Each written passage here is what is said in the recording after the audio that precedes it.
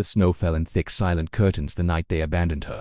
Maya had watched through the frosted window as her uncle's truck disappeared down the mountain road, red tail light swallowed by the storm.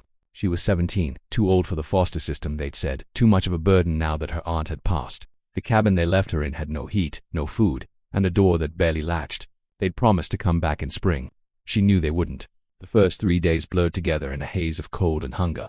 Maya burned the few pieces of furniture for warmth, rationing the half box of crackers she'd found in a cabinet. She tried to walk down the mountain on the 4th day, but the storm had erased the road entirely. Her thin jacket was no match for the wind that cut through the trees like knives. She made it half a mile before her legs gave out. Lying in the snow, watching her breath crystallize in the air, she thought about her mother, dead 5 years now, and wondered if this was how her story was meant to end. That's when she heard the axe. The sound came rhythmically through the white void, metal biting wood. Maya called out, her voice barely a whisper, but somehow he heard. Thomas Brennan emerged from the storm like a figure from another time, massive and bearded, an axe slung over his shoulder. He was 53, though he looked older, with eyes that had seen too much and a face weathered by solitude.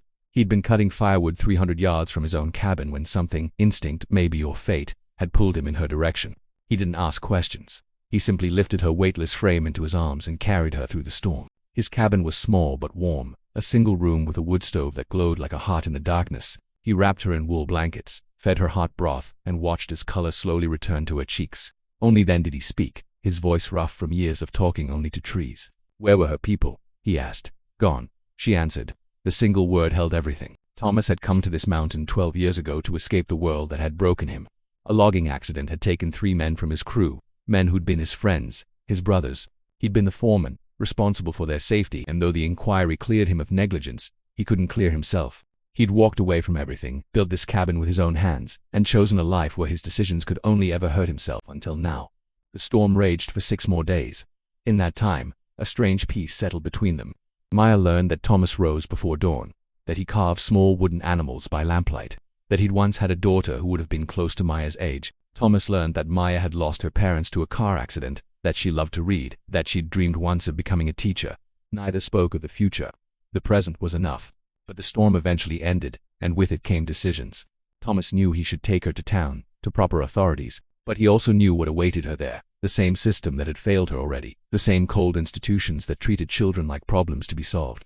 Maya knew she should leave, that this man was a stranger, that she was intruding on his carefully constructed isolation.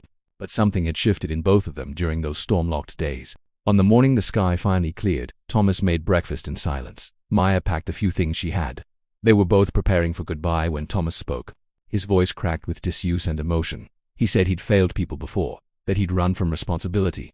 But maybe that's what had brought him here, to this moment. He said his cabin was small but could fit 2. He said if she wanted, if she could tolerate a gruff old man who barely knew how to talk anymore, she could stay. Not as a burden, as family.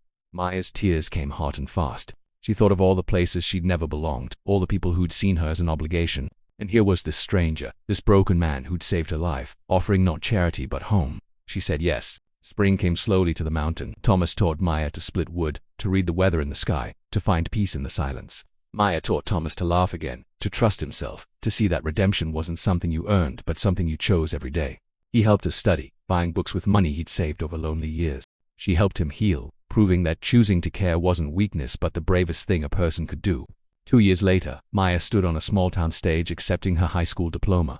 Thomas sat in the front row, uncomfortable in clothes he'd bought special for the occasion, his eyes wet with pride. The uncle who'd abandoned her was somewhere in the valley below, probably not thinking of her at all, but Maya wasn't thinking of him either.